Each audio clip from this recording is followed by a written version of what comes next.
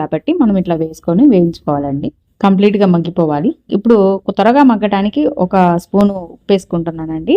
పచ్చడికి సరిపడా మొత్తం ఉప్పు వేసేసుకున్నాను. ఇప్పుడు ఒకసారి మొత్తం కూడా కలిపుకుందాం మంచిగా.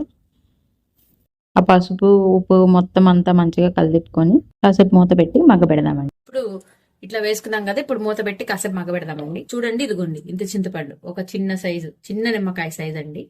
ఇంత నిమ్మకాయ ఈ సైజు చింతపండు కొంచెం తడిపి పక్కన పెట్టుకోండి.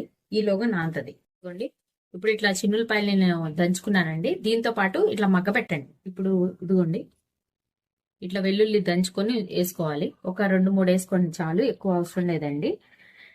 మళ్ళీ మనం మిక్సీ పట్టేటప్పుడు వేసుకుంటాం కాబట్టి ఆ 2-3 చాలు.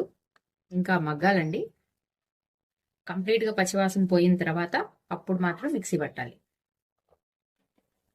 మళ్ళీ కాసేపు మగ్గబెట్టుకున్నాం. ఇదిగోండి చూడండి, మంచిగా మగ్గిపోయిందండి. ఒకవేళ కనుక మీకు